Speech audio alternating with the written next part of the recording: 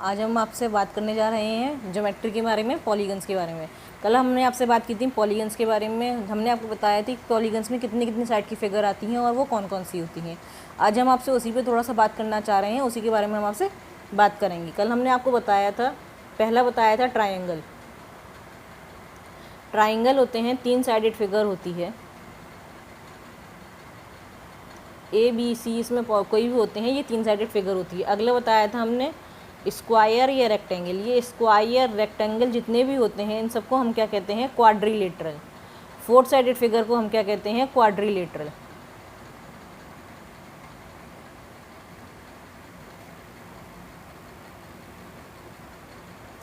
Four sided जो polygon होता है, जो क्लोज बाउंडेड फिगर पॉलीगन होता है, मान लीजिए कोई भी 4 साइडेड फिगर है, ये एक 4 साइडेड फिगर है, ये क्वाड्रिलेटरल है। कोई भी 4 साइडेड फिगर बनती है इस तरीके से, मान लीजिए कोई फिगर बनती है 4 साइडेड की, ये भी एक क्वाड्रिलेटरल है। जितनी भी 4 साइडेड बाउंडेड फिगर होती हैं वो सारी क्वाड्रिलेटरल होती हैं। क्वाड्रिलेटरल में जितनी भी 4 साइडेड फिगर होती हैं हम उनको क्वाड्रिलेटरल कहते हैं। क्वाड्रिलेटरल में एक डायगोनल होता है जो हमारा इस पॉइंट से लेके आमने सामने वाले पॉइंट से जाके मीट करता है, ये कहलाता है हमारा क्वाड्रिलेटरल का डायगोनल। ये वाली जो लाइन होती है इसको हम कहते हैं क्वाड्रिलेटरल की डायगोनल।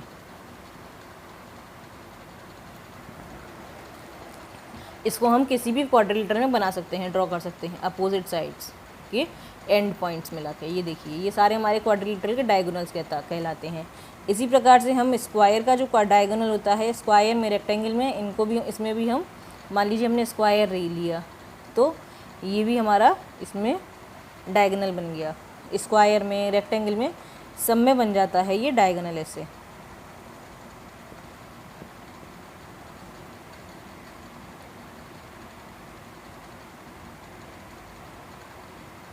जो क्वाड्रिलेटरल होती है उसकी जो डायगोनल होती है वो उसकी लॉन्गेस्ट लाइन होती है। क्वाड्रिलेटरल और भी तरह के होते हैं, जैसे हमने डायमंड देखा है। डायमंड में हम डायमंड की शेप बनाते हैं, रोम्बस बनाते हैं। इस वाली शेप को हम स्पेशली नाम दें तो रोम्बस कहते हैं। वैसे ये भी एक क्वाड्रिलेटरल होता है। पतंग वाली जो शेप होती है ये भी एक क्वाड्रिलेटरल होती है। इसके भी हमारे डायगोनल जो है एंड पॉइंट्स पे हमारे आके मिलते हैं। स्क्वायर में अब हम बात करते हैं क्वाड्रिलेटरल में स्क्वायर के बारे में। स्क्वायर में जो क्वाड्रिलेटरल होता है, स्क्वायर में जो प्रॉपर्टी होती है, स्क्वायर की चारों साइड्स बराबर होती हैं और उसके 4 वर्टेक्स होते हैं। ये मैंने आपको बताया था, 4 साइड होती हैं किसी भी क्वाड्रिलेटरल में। ये हमने आपको अभी भी बताया है, क्वाड्रिलेटरल में 4 साइड होती हैं, स्क्वायर में 4 साइड होती हैं। स्क्वायर की जो प्रॉपर्टी होती है वो होती है, स्क्वायर की जो चारों साइड होती हैं वो बराबर होती हैं। और रेक्टेंगल की जो प्रॉपर्टी होती है वहीं उसमें ये होता है कि रेक्टेंगल की अपोजिट साइड्स बराबर होती हैं, आमने सामने वाली साइड्स बराबर होती हैं। चाहे वो इसके सामने वाली ये वाली साइड हो, इसके सामने वाली ये वाली साइड हो, दोनों साइड्स बराबर होती हैं रेक्टेंगल में। अगर हम बात करें इस वाली साइड की तो ये वाली जो साइड आएगी, इसके सामने जो साइड आएगी वो ये वाली आएगी, तो ये वाली साइड इसके बराबर होगी, एडजेसेंट साइड होंगी, इनको इसके सामने वाली साइड होगी। इन साइड को हम क्या बोलते हैं, पैरेलल साइड्स। जो आमने सामने की साइड्स होती हैं उनको हम क्या बोलते हैं, पैरेलल साइड्स। तो इसके लिए एक वर्ड आता है, parallel sides are equal.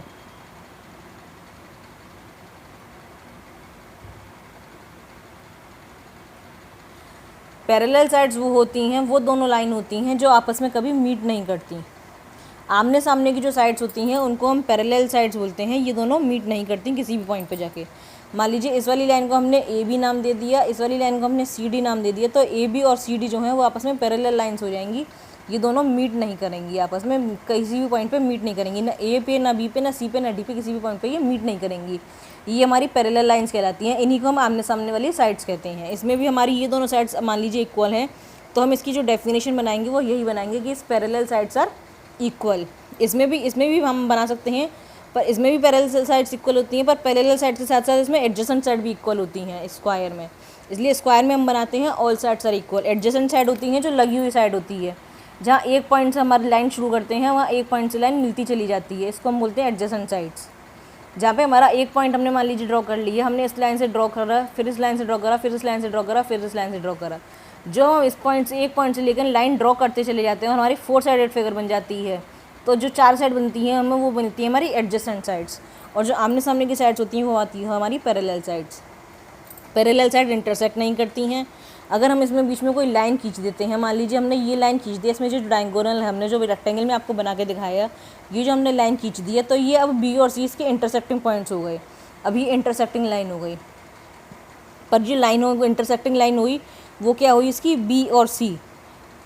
A B या सी डी इसकी इंटरसेक्टिंग लाइन नहीं हुई, बी और सी इसकी इंटरसेक्टिंग लाइन हो गई। ये दोनों बी और सी पे मिल रही हैं लाइन, पर ये ए और बी और सी और डी तो आपस में पैरेलल लाइंस रहेंगी।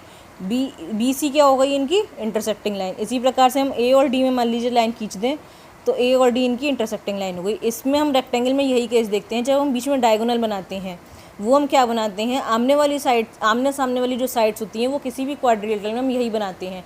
आमने सामने वाली जो दो पॉइंट्स होते हैं उनको हम आपस में मिला देते हैं, तो हम क्या करते हैं इसमें इंटरसेक्ट करा देते हैं लाइंस को। जो हम लाइंस को इंटरसेक्ट कराते हैं वही हमारा डायगोनल कहलाता है। जब हम आमने सामने वाले पॉइंट्स को, अपोजिट पॉइंट्स को आपस में मिला देते हैं यानी कि इंटरसेक्ट कर देते हैं, तो वो क्या कहलाता है हमारा डायगोनल। हमने देखिए जितने भी यहाँ पे आपको 4 साइडेड फिगर बना के दिखाई, हमने आपको सब में आपने ना डायगोनल बना के दिखाया। हमने इसमें आपको क्या किया, अपोजिट साइड्स जो आमने सामने वाले पॉइंट्स थे हमने उनको आपस में मिला दिया, तो ये इंटरसेक्ट हो गया। ये देखिए हमने सब में मिला दिया, ये सब इनके क्या हो गए, डायगोनल। ये क्या हो गया, इसका इंटरसेक्टिंग पॉइंट हो गया। ये लाइन हो गई इंटरसेक्टिंग लाइन, और जहाँ पे हमने ये दो लाइन मिलाई थी, ये वाला पॉइंट हो गया इनका इंटरसेक्टिंग पॉइंट। ये जो पॉइंट बन रहा है, ये मान लीजिए हमने इस पॉइंट को ओ नाम दे दिया, ये ओ क्या हो गया हमारा इंटरसेक्टिंग पॉइंट। ओ क्या बन गया हमारा इंटरसेक्टिंग पॉइंट।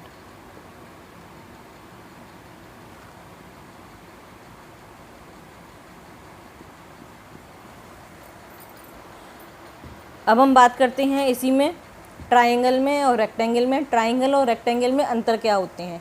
अंतर तो पहला ही अंतर हो गया कि क्या कहते हैं, ये 3 साइड का होता है, ये 4 साइड का होता है, और इनमें क्या डिफरेंस होता है। ट्रायंगल हमने 3 पॉइंट का मिला के एक ट्रायंगल बना दिया, ये हमारा ट्रायंगल हो गया। इसमें हम एक और चीज़ बताते हैं आपको, इसमें ट्रायंगल भी 3 प्रकार के होते हैं। एक राइट एंगल ट्रायंगल, 3 प्रकार के होते हैं। सबसे पहला हमारा होता है इक्विलेटरल ट्रायंगल, दूसरा होता है हमारा आइसोसेलेस ट्रायंगल, और तीसरा होता है हमारा scalene triangle. Equilateral triangle, equal जो हमारा वर्ड बता रहा है इक्वल का मतलब होता है इसमें एक ट्रायंगल में तीनों साइड्स बराबर होती हैं। जहाँ ट्रायंगल की तीनों साइड बराबर होती हैं उसको हम बोलते हैं इक्विलेटरल ट्रायंगल। आइसोस्केल्स ट्रायंगल, आइसोस्केल का मतलब होता है जहाँ 2 लाइन बराबर होती हैं, कोई से भी 2 साइड बराबर होती हैं। Either A B is equal to B C और B C is equal to A C, या A B is equal to A C. कोई भी 2 लाइन बराबर होंगी, 2 साइड बराबर होंगी, उनको हम कहते हैं आइसोसेलेस ट्रायंगल। और जहाँ पे एक भी साइड किसी के बराबर नहीं होती वो होता है हमारा स्केलन ट्रायंगल। ये हो गई ट्रायंगल के बारे में बात। अब आते हैं हम स्क्वायर के बारे में बात। Square, rectangle, quadrilateral. जो हमने कितने सारे क्वाड्रिलेटरल बनाए हैं, इसमें स्क्वायर की बात करेंगे और रेक्टेंगल की बात करेंगे। हमने आपको बताया रेक्टेंगल में जो होती हैं पैरेलल साइड्स इक्वल होती हैं, यानी कि आमने सामने वाली साइड्स इक्वल होती हैं। इसके सामने ये वाली साइड आ रही है, इसके सामने ये वाली साइड आ रही है। इनके जो एंगल बनते हैं रेक्टेंगल में और स्क्वायर में, ये 90 डिग्री के एंगल बनते हैं चारों, चाहे स्क्वायर हो चाहे रेक्टेंगल हो। ये जो एंगल बनते हैं हमारे, ये चारों हमारे 90 डिग्री के एंगल बनते हैं। अब हम जब स्केल को हम सीधा सीधा रख के लाइन खींचेंगे, मान लीजिए हमने एक फुटा रखा अपना, हम आपको फ़िलहाल हमारे पास स्केल हमारे पास नहीं है। मान लीजिए हमने यूँ स्केल रखा अपना, ये फुटा खींचा, पहली लाइन हमने यूँ खींच दी, और फिर इसी से मिला के हमने इस पॉइंट से मिला के स्केल को सीधा रख के हमने यूँ लाइन खींचा, तो ये एंगल बनेगा हमारा। ये देखिए, ये बिल्कुल हमें क्लियर दिख रहा है कि हमारा 90 डिग्री का एंगल बन रहा है। इसी प्रकार से जो चारों एंगल बनते हैं वो हमारे चारों एंगल 90 डिग्री के होते हैं। हमारे चारों एंगल 90 डिग्री के होते हैं। इसमें ये देखिए, ये वाला एक एंगल हमारा 90 डिग्री का बनता है। जब हम स्केल को बिल्कुल सीधा यहाँ रखते हैं, स्केल को सीधा यहाँ रखते हैं, तो हमारा ये बनता है, ये 90 डिग्री का एंगल बनता है। आज के लिए इतना ही, आगे के बारे में हम फिर आपसे बात करेंगे। धन्यवाद। आप प्लीज़ हमारी वीडियो को लाइक करें, शेयर करें, कमेंट करना ना भूलें। आपको हमारी वीडियो कैसी लगी इस बारे में कमेंट ज़रूर करें। धन्यवाद।